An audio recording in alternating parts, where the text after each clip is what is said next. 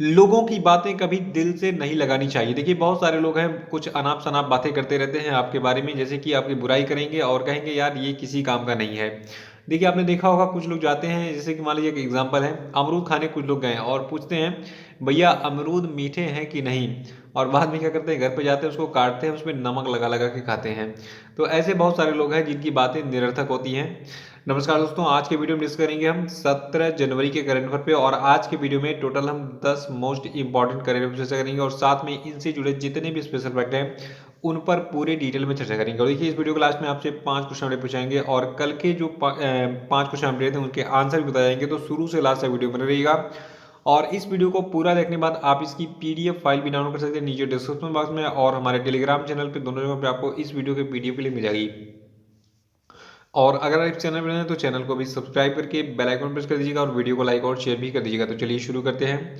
देखिए आज की करंट अफेयर का पहला प्रश्न है कि इंटेल के नए सीईओ कौन बने? तो देखिए इंटेल कंपनी के नए सीईओ बने हैं पैट गेलसीजर। और जो आपके पैट गेलसीजर है ये इस पद पर बॉब स्वान की जगह लेंगे। देखिए जो आपके पैट गेलसीजर हैं, इनका जो कार्यकाल है ये फरवरी 15 2021 से स्टार्ट होगा, यानी कि 15 फरवरी 2021 से स्टार्ट होगा। और 15 फरवरी 2021 तक बॉब स्वानी जो है सीईओ बने रहेंगे इंटेल के। याद रखिएगा कि 15 फरवरी 2021 से जो आपके इंटेल के नए सीईओ हैं ये बन जाएंगे पैट गेलसीजर। और इंटेल कंपनी देखिए ये आपकी एक अमेरिकन कंपनी है, ये एक सेमीकंडक्टर चिप वाली कंपनी है। देखिए आपने देखा होगा आपका लैपटॉप जो है उस पर लिखा होगा इंटेल पेंटियम या फिर इंटेल कोर i3, तो वो एक सेमीकंडक्टर चिप होती है और ये चिप बनाती है इंटेल कंपनी। इंटेल कंपनी जो है आपकी, इसकी स्थापना हुई थी 18 जुलाई 1968 को अमेरिका के कैलिफोर्निया में, और इसका मुख्यालय आपका जो है सेंट क्लारा कैलिफोर्निया यूएसए में है। और इसकी स्थापना जो है दो व्यक्तियों ने की थी, पहले का नाम है गॉर्डन मुरे और दूसरे का नाम है रॉबर्ट नोएस। और दूसरा प्रश्न कि हाल ही में किसने भारत की पहली स्वदेशी रूप से डिजाइन और विकसित ड्राइवरलेस मेट्रो कार का अनावरण किया? तो देखिए इस कार का, यानी कि मेट्रो कार का अनावरण किया है राजनाथ सिंह ने, जो कि भारत के वर्तमान में रक्षा मंत्री यानी कि डिफेंस मिनिस्टर हैं। देखिए जो केंद्रीय रक्षा मंत्री राजनाथ सिंह हैं, इन्होंने भी हाल ही में भारत अर्थ मूवर्स लिमिटेड के बेंगलोर कॉम्प्लेक्स में आयोजित एक समारोह के दौरान 15 जनवरी 2021 को भारत की जो पहली ड्राइवरलेस मेट्रो कार है इसका अनावरण किया था।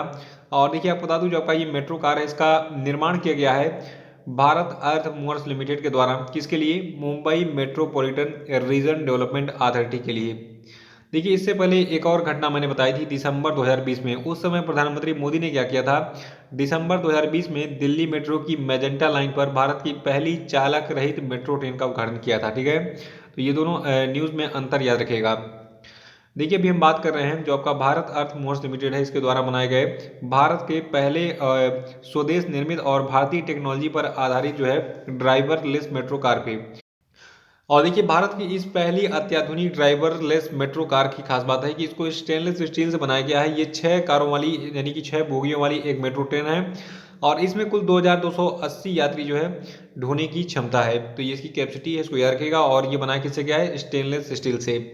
देखिए अभी हाल ही में जो आपका मुंबई महानगर क्षेत्र प्राधिकरण है, इसने जो है अपनी MRS-1 परियोजना के लिए भारत अर्थ मूवर्स लिमिटेड को कुल 576 ऐसी जो है ड्राइवरलेस मेट्रो कारों का ऑर्डर दिया था, जिसका निर्माण जो है भारत अर्थ मूवर्स लिमिटेड कर रही है और इसकी आपूर्ति ये जनवरी 2024 तक कर देगी। ठीक है, तो इसको याद रखिएगा। और देखिए जो आपका कंपनी है भारत अर्थ मूवर्स लिमिटेड, इसका मुख्यालय बेंगलुरु में है और इसकी स्थापना मई 1964 में की गई थी बेंगलुरु में ही, और इसकी ऑनर है गवर्नमेंट ऑफ इंडिया। देखिए भारत सरकार का इस कंपनी में कुल 54.03% शेयर है।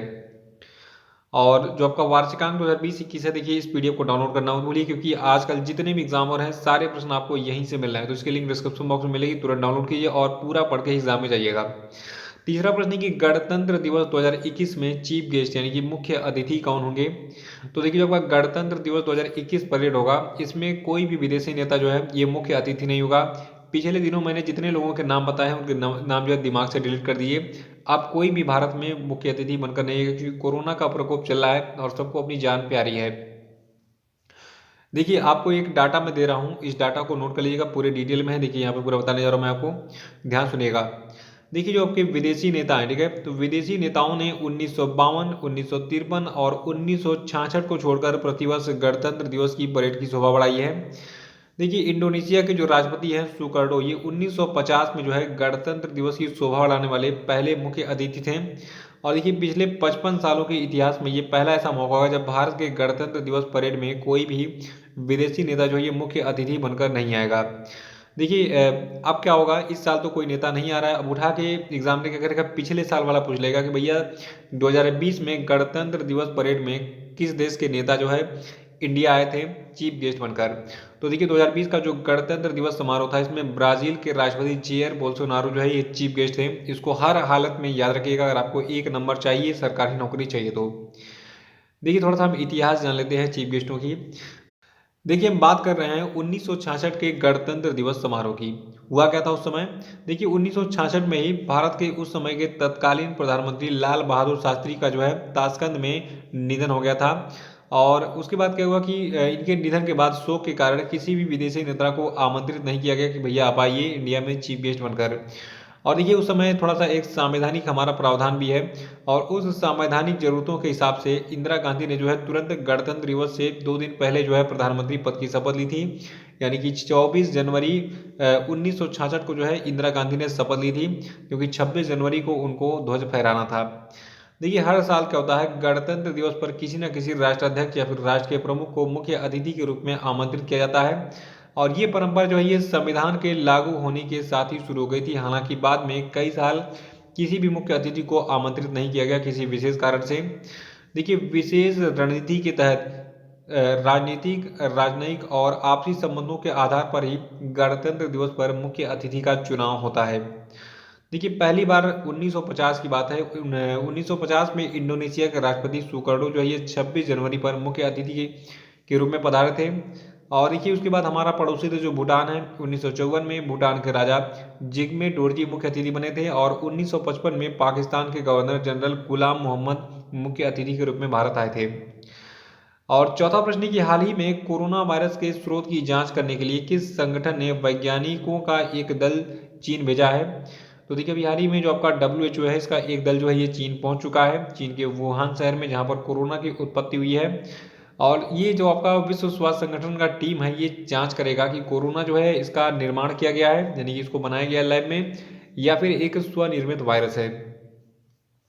देखिए कोरोना वायरस महामारी की उत्पत्ति की जांच करने के लिए विश्व स्वास्थ्य संगठन के वैज्ञानिकों का एक दल चीन के वुहान प्रांत में पहुंच गया है। दिसंबर 2019 की बात है। दिसंबर 2019 में ये महामारी, बीमारी जो भी कह सकते हैं कोरोना को, ये जो है मध्य चीनी शहर से सामने आई, जिसके बाद ये पूरी दुनिया में फैल गई। और ये शहर कौन सा था, वुहान, ठीक है। तो चीन के वुहान प्रांत से ये वायरस पूरी दुनिया में फैला है।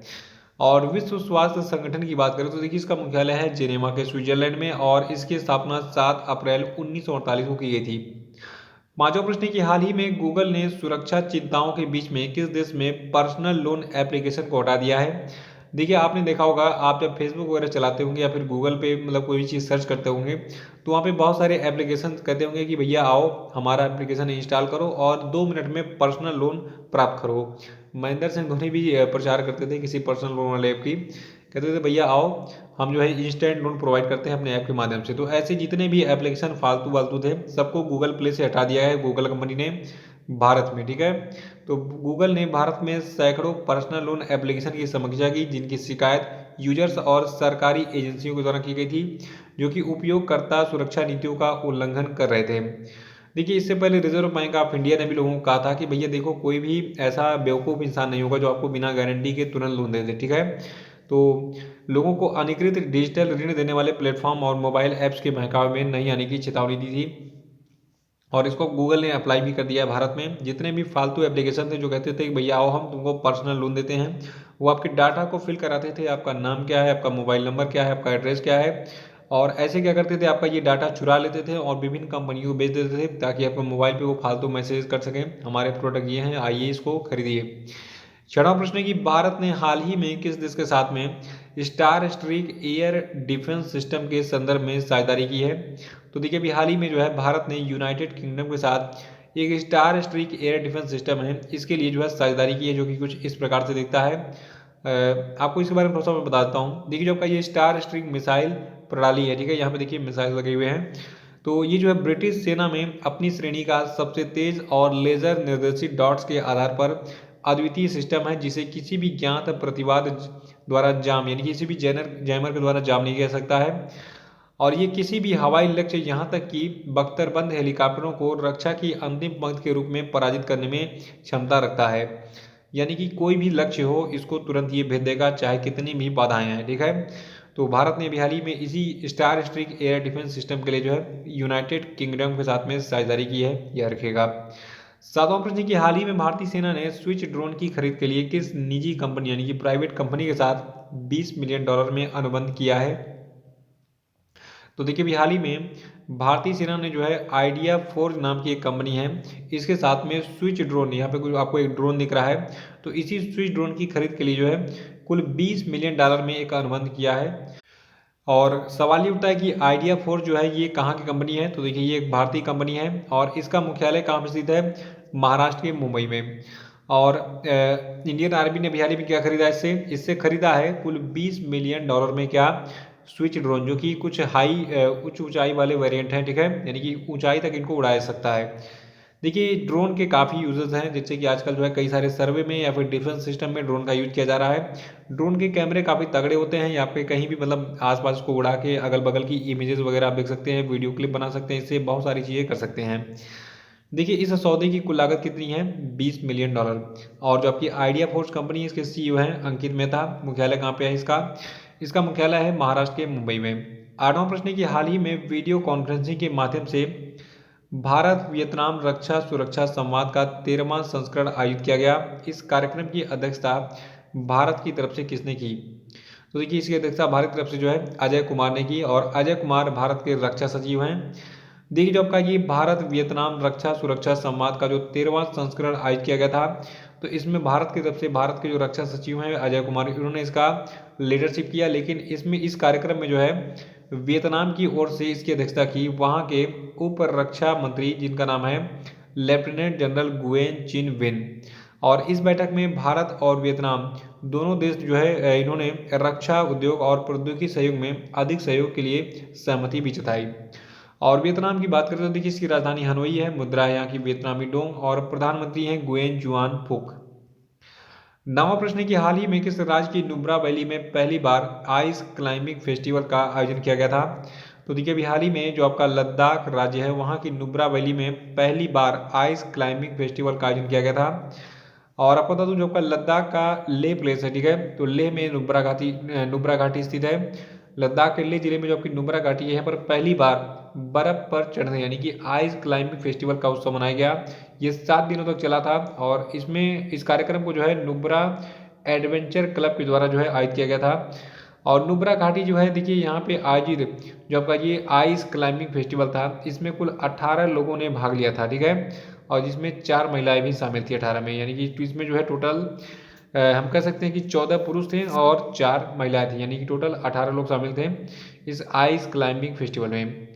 10वां प्रश्न है कि हाल ही में किस भारतीय अमेरिकी महिला को अमेरिका की फर्स्ट लेडी, देखिए अमेरिका की फर्स्ट लेडी कौन होती हैं? देखिए किसी भी देश का प्रथम नागरिक वहाँ का राष्ट्रपति होता है, और उनकी जो पत्नी होती हैं वहाँ की वो फर्स्ट लेडी कही जाती हैं, ठीक है। तो अमेरिका की जो फर्स्ट लेडी हैं इनके कार्यालय में जो है डिजिटल डायरेक्टर के तौर पर अभी हाल ही में नामित किया गया है एक भारतीय अमेरिकी महिला है जिनका नाम है गरिमा वर्मा। यहाँ पे इनकी फोटो आपको दिख रही है। देखिए गरिमा वर्मा का जन्म भारत में हुआ था। ये जो है ओहियो और कैलिफोर्निया की सेंट्रल वैली में पली बढ़ी, फिर बाद में वहाँ पर जब शिफ्ट होगी अमेरिका में। और ये पहले जो है एंटरटेनमेंट स्पेस पैरामाउंट पिक्चर्स और television show the Walt Disney company के एबीसी नेटवर्क और मीडिया एजेंसी होराइजन मीडिया में जो है ये मार्केटिंग फिल्मों में काम करती थी। लेकिन बाद में ये थोड़ा सा इधर उधर भी काम करने लगी, तो देखिए पैसे कहीं मिले इंसान काम करने लगता है, तो ये अब काम करेंगी अमेरिका के राष्ट्रपति के बीवी यानी कि अमेरिका की फर्स्ट लेडी के कार्यालय में डिजिटल डायरेक्टर के रूप में। तो ये भारत के लिए बहुत ही सम्मान की बात है। तो ये थे आपके आज के सभी महत्वपूर्ण करंट अफेयर, और हम बात करेंगे आज के सभी क्वेश्चन पे। देखिए आज क्वेश्चन का पहला प्रश्न है कि टाम ट्रैफिक इंडेक्स के अनुसार निम्न में से कौन 2020 में सबसे ज्यादा ट्रैफिक वाला शहर बन गया है? आंसर बताइए। देखिए बहुत सारे लोग कहते हैं सर करेंट अफेयर की संख्या बढ़ा दो। देखिए यही क्वालिटी होती है, आपको क्या पढ़ना है क्या नहीं पढ़ना ये आपको इसकी पहचान होनी चाहिए, क्योंकि एग्जाम में देखिए फालतू चीज़ें नहीं पूछी जाती हैं। जो चीज़ें पूछी जाती हैं वो मैं एग्जैक्टली बताता हूँ, इसलिए इसी का परिणाम है कि अब तक जितने भी एग्जाम हो रहे हैं उसमें 100% करेंट अफेयर आपको इस चैनल से मिल जा रहे हैं। तो कम पढ़िए और जितना ज़रूरत हो उतना ही पढ़िए। आपको क्या पढ़ना है क्या नहीं पढ़ना है, क्या सिलेबस में है क्या सिलेबस के बाहर है, क्या चीज़ एग्जाम में पूछी जाती है क्या नहीं पूछी जाती हैं, ये चीज़ें पता होनी चाहिए। इन सब चीज़ों में अंतर पता होना चाहिए। पहला प्रश्न आपके लिए क्या था, टॉम ट्रैफिक इंडेक्स के अनुसार इनमें से कौन 2020 में सबसे अधिक ट्रैफिक वाला शहर है, उसका उत्तर बताइए। और आपके लिए दूसरा प्रश्न है कि निम्न में से किस देश ने चीन के झिंजियांग प्रांत में उत्पादित कपास और टमाटर के आयात पर प्रतिबंध लगा दिया है, बताइए कौन सा देश है। देखिए रिवीजन जरूर किया कीजिए पिछले दिन के करेंट अफेयर को देख के। तीसरा प्रश्न आपके लिए कि किस व्यक्ति को पुर्तगाल में भारत का नया राजदूत बनाया गया, उत्तर बताइए। और चौथा है कि निम्न में से किस दिन भारतीय सेना दिवस मनाया जाता है, बताइए। और पांचवा कि हाल ही में किस राज्य ने नई पर्यटन नीति 2021 लागू की है, उत्तर बताइए। और अब हम बात करेंगे कल के जितने भी क्वेश्चन रहे थे उनके सही उत्तर क्या है, इस पर चर्चा कर लेते हैं। देखिए किर्गिस्तान के नए राष्ट्रपति कौन बने, तो ये बने थे आपके सदर जापारोवा। और दूसरा था कि भारत का पहला फायर पार्क कहाँ बनाया गया है, तो ये बनाया गया है भुवनेश्वर में। ये इंपॉर्टेंट प्रश्न भी है, इसको नोट कर लीजिएगा। और तीसरा था कि जापानी ब्रोकरेज कंपनी नोमुरा ने चालू वित्त वर्ष 2020-21 के लिए जारी भारत के जीडीपी पूर्वानुमान को संशोधित करके कितने प्रतिशत नेगेटिव यानी कि माइनस में रहने की उम्मीद जताई है, तो -6.7% जो है रहने की उम्मीद जताई है नोमुरा ने। और चौथा था कि हाल ही में नीति आयोग ने एक महिला उद्यमिता प्लेटफॉर्म लॉन्च करने के लिए किसके साथ में हाथ मिलाया, तो ये कंपनी आपकी फ्लिपकार्ट है।